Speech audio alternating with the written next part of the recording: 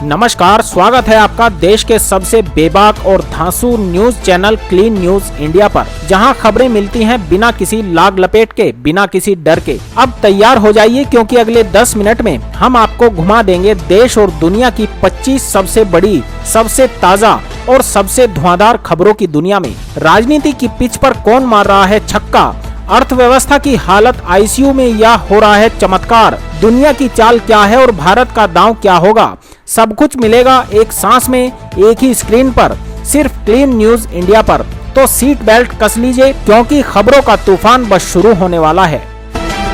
ब्रह्मास्त्र लाने रूस जाएंगे एनएसए अजीत डोभाल, ऑपरेशन सिंदूर के बाद और देरी नहीं करेगा भारत। डिफेंस सिस्टम की नई खेप का ऑर्डर देने के लिए मॉस्को में राष्ट्रीय सुरक्षा सलाहकारों के 13वें सम्मेलन में करेंगे शिरकत। अब मेरी नसों में लहू नहीं गर्म सिंदूर बह रहा है। राजस्थान से पीएम मोदी ने दी पाकिस्तान को कड़ी चेतावनी। बोले पाकिस्तान एक बात भूल गया कि मां भारती का सेवक मोदी यहां सीना तान कर खड़ा है। सीमा पर 10 लोगों को पहुंचाया गया जहन्नुम तो पड़ोसी देश के सीने पर लौटने लगा सांप। म्यांमार भारत से कह रहा बंद कर दे बाढ़ लगाने का काम। असम राइफल के गश्ती दल पर हुआ था हमला। केंद्रीय मंत्री शिवराज सिंह चौहान के गृह जिले में सड़क पर उतरे किसान, 11 गांवों को नर्मदा लिंक प्रोजेक्ट में जोड़ने की मांग। नारेबाजी करते हुए प्रशासन को सौंपा ज्ञापन। भारत अब आतंक के खिलाफ सिर्फ बोलता नहीं, ठोस कार्रवाई करता है। एशियन लीडरशिप कॉन्फ्रेंस में बोले आम आदमी पार्टी राघव चड्ढा। उत्तर प्रदेश में आंधी तूफान और भारी बारिश से तबाही, अलग अलग हादसों में 8 लोगों की मौत। आंधी की वजह से उखड़ गए पेड़ और बिजली के खंभे। सिख समुदाय में सेंध लगाने की कोशिश, तेजी से हो रहा धर्मांतरण, खुलासे ने उड़ाए होश। यूपी के पीलीभीत में सिख समुदाय के कई लोग अपने ईश्वर और धर्म को छोड़कर ईसाई धर्म अपना रहे हैं। भारत नेपाल सीमा पर मौजूद कुछ सिखों का धर्म परिवर्तन देश के लिए बड़ी चिंता का विषय है। कृषि मंत्री शिवराज सिंह चौहान ने बताया कि किसानों को कैसे होगा फायदा, किसानों को मिलेगा पानी। कृषि मंत्री शिवराज सिंह चौहान ने कहा कि ऑपरेशन सिंदूर के बाद देश सेना के शौर्य को नमन कर रहा है और भारत का संकल्प है हम किसी को छेड़ेंगे नहीं, लेकिन कोई अगर हमें छेड़ेगा तो उसे हम छोड़ेंगे नहीं। उन्होंने सिंधु जल संधि को रद्द करने की घोषणा की, जिससे पंजाब से लद्दाख तक के किसानों को पानी मिलेगा। चपरासी की सैलरी 51,000, अफसर की 7,15,000। 8वां वेतन आयोग 1 जनवरी 2026 से होगा लागू। सरकारी नौकरी करने वालों के लिए बड़ी खुशखबरी है। लंबे इंतजार के बाद आखिरकार 8वें वेतन आयोग की सिफारिशें लागू होने की तारीख सामने आ गई है। केंद्र सरकार ने 16 जनवरी 2025 को आयोग के गठन को मंजूरी दे दी है और इसकी सिफारिशें 1 जनवरी 2026 से लागू होंगी।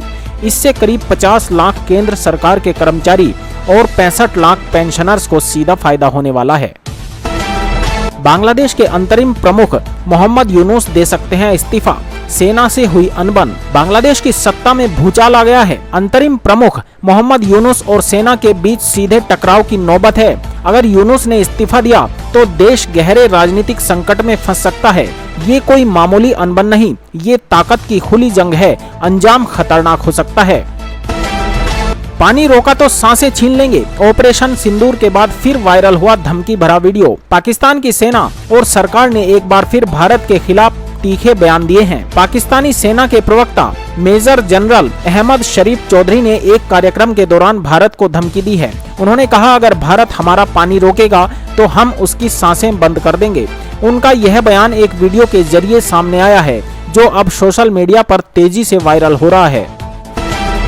चिराग पासवान को अभी बिहार की ओर रुख नहीं करना चाहिए, रामदास अठावले की आरजेपी आर चीफ को सलाह। केंद्रीय मंत्री रामदास अठावले ने गुरुवार को कहा कि केंद्रीय मंत्रिमंडल में उनके सहयोगी चिराग पासवान को कुछ समय के लिए दिल्ली में ही रहना चाहिए और बिहार जाने की अपनी योजना टाल देनी चाहिए। रिपब्लिकन पार्टी ऑफ इंडिया के प्रमुख ने यह टिप्पणी एक संवाददाता सम्मेलन के दौरान की। अठावले का यह बयान ऐसे समय में आया है जब पासवान ने कई बार अपने बयान में कहा है कि बिहार मुझे बुला रहा है। कोविड का नया खतरा, बिना ट्रैवल हिस्ट्री के युवक मिला संक्रमित। सरकार ने की सतर्क रहने की अपील। कोविड फिर से वार कर चुका है। इस बार बिना किसी ट्रैवल हिस्ट्री के अब भी लापरवाही की तो अंजाम खौफनाक होंगे। सरकार ने चेताया, जागो वरना हालात बेकाबू हो जाएंगे। दिल्ली का कबाड़ी वाला निकला पाकिस्तान का जासूस, हाई कमीशन से रिश्तेदारी और खतरनाक कनेक्शन। देश में एक के बाद एक पाकिस्तानी जासूसों के नेटवर्क का पर्दाफाश हो रहा है। अब उत्तर प्रदेश ATS की कार्रवाई में एक और चौंकाने वाला मामला सामने आया है। इस बार दिल्ली के सीलमपुर इलाके से कबाड़ का काम करने वाला मोहम्मद हारून पकड़ा गया, जो असल में पाकिस्तान के लिए जासूसी कर रहा था। 24, 25, 26, 27 और 28 मई को तेज बारिश, ओलावृष्टि का अलर्ट, मौसम का डबल अटैक। दिल्ली का मौसम अचानक बदल गया है। बुधवार को आई तेज आंधी तूफान के बाद अब राजधानी में 23 और 24 मई को भी बारिश और तेज हवाओं का अलर्ट जारी किया गया है। मौसम विभाग के अनुसार इन दिनों न्यूनतम तापमान 23 से 25 डिग्री सेल्सियस और अधिकतम 37 से 38 डिग्री सेल्सियस के बीच रहेगा। हालांकि 25 मई के बाद तापमान में फिर से बढ़ोतरी होने लगेगी। जापानी बाबा वेंगा की जुलाई भविष्यवाणी से मचा हड़कंप, दहशत में आए लोग, 50% पर्यटन बुकिंग कैंसिल। जापान वैसे तो भूकंप और सुनामी के खतरे के चलते हमेशा अलर्ट पर रहता है, लेकिन इस बार डर की वजह कोई वैज्ञानिक चेतावनी नहीं बल्कि एक मंगा कलाकार की किताब है। सोशल मीडिया पर जापानी बाबा वेंगा के नाम से मशहूर रयो तासुकी ने अपनी चर्चित मंगा द फ्यूचर आई शो में जुलाई 2025 के लिए एक विनाशकारी सुनामी और ज्वालामुखी विस्फोट की भविष्यवाणी की है और इसी ने जापान में अफरा तफरी मचा दी है। धरती की ओर बढ़ रहा है सौर तूफान, इंटरनेट, GPS और बिजली सब हो जाएंगे ठप। सूरज से आ रही है विनाश की आंधी। धरती की ओर तेजी से एक भयानक सौर तूफान बढ़ रहा है, जिसने वैज्ञानिकों की चिंता बढ़ा दी है। यह तूफान इतना शक्तिशाली हो सकता है कि 14,000 साल पहले आई विनाशकारी अंतरिक्षीय घटना की यादें ताजा कर दे। आज हम जिस दुनिया में जी रहे हैं वह पूरी तरह तकनीक पर निर्भर है।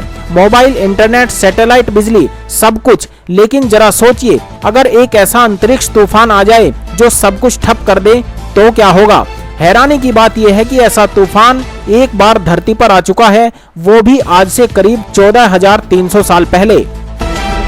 नेपाल के रास्ते भारत में घुसपैठ की साजिश रच रहा पाकिस्तान, हाई अलर्ट पर सीमावर्ती इलाके, सुरक्षा बलों ने संभाला मोर्चा। उत्तर प्रदेश के बहराइच जिले में 30 से अधिक पाकिस्तानी और बांग्लादेशी नागरिकों द्वारा हिंदुस्तान में घुसपैठ करने के प्रयास की खुफिया रिपोर्ट के बाद भारत नेपाल अंतर्राष्ट्रीय सीमा पर सुरक्षा बलों को हाई अलर्ट पर रखा गया है। पहलगाम आतंकवादी हमले के मद्देनजर भारत और पाकिस्तान के बीच बढ़े तनाव के बीच संदिग्ध घुसपैठियों के नेपाल पहुँचने की आशंका है। पाकिस्तान की एक और शर्मनाक हरकत, इमरजेंसी में इंडिगो फ्लाइट को नहीं दी एयर स्पेस की इजाजत। दिल्ली से श्रीनगर जा रहे इंडिगो के एक विमान को बुधवार को अचानक ओलावृष्टि का सामना करना पड़ा था और जब शुरुआत में पायलट ने लाहौर हवाई यातायात नियंत्रण से इस स्थिति से बचने के लिए पाकिस्तान के हवाई क्षेत्र का उपयोग करने की अनुमति मांगी थी, तब उसने इस अनुरोध को अस्वीकार कर दिया। जब तक पाकिस्तान सीमा पार आतंकवाद पर लगाम नहीं लगाता तब तक सिंधु जल संधि रहेगी निलंबित। भारत ने बृहस्पतिवार को एक बार फिर जोर देकर कहा कि पाकिस्तान के साथ सिंधु जल संधि तब तक स्थगित रहेगी जब तक इस्लामाबाद सीमा पार आतंकवाद को समर्थन देना बंद नहीं कर देता। विदेश मंत्रालय के प्रवक्ता रणधीर जायसवाल ने यह भी कहा कि पाकिस्तान के साथ कोई भी द्विपक्षीय वार्ता तभी होगी जब तक अवैध रूप से कब्जाए गए भारतीय क्षेत्र पर से कब्जा छोड़ देगा। फिर लौटा कोरोना, गुरुग्राम में 2 पॉजिटिव केस। मुंबई से आई महिला कोरोना पॉजिटिव। गुरुग्राम में कोरोना एक बार फिर से अपने पैर पसारने लगा है। हाल ही में 2 नए कोरोना संक्रमित मरीज सामने आए हैं, जिससे स्वास्थ्य विभाग और स्थानीय प्रशासन की चिंताएं बढ़ गई हैं। एक संक्रमित 31 वर्षीय महिला मुंबई से लौटकर आई है, जबकि दूसरा मरीज एक 62 वर्षीय बुजुर्ग है जिनकी कोई ट्रैवल हिस्ट्री नहीं है। 3000 अग्निवीरों ने दुश्मन के दांत कर दिए थे खट्टे। ऑपरेशन सिंदूर में निभाई बड़ी भूमिका। भारत और पाकिस्तान के बीच हाल में हुए सैन्य संघर्ष के दौरान भारतीय सैन्य इकाइयों का हिस्सा रहे कई अग्निवीर ने अहम भूमिका निभाई थी और कर्तव्य निर्वहन के दौरान उन्हें महत्वपूर्ण अनुभव मिला। जानकारी के मुताबिक करीब 3000 अग्निवीर ऑपरेशन सिंदूर में शामिल रहे। मोदी जी खोखले भाषण देना बंद कर दीजिए। राहुल गांधी का तीखा वार। आतंकवाद और पाकिस्तान को लेकर पूछे 3 सवाल। लोकसभा में विपक्ष के नेता और कांग्रेस सांसद राहुल गांधी ने गुरुवार शाम प्रधानमंत्री नरेंद्र मोदी पर जोरदार हमला बोला है। राहुल गांधी ने सोशल मीडिया प्लेटफॉर्म एक्स पर पोस्ट लिखा, मोदी जी खोखले भाषण देना बंद कर दीजिए और सीधे सीधे 3 सवाल दाग दिए। राहुल का ये बयान प्रधानमंत्री के बीकानेर रैली में दिए गए भाषण के बाद सामने आया है।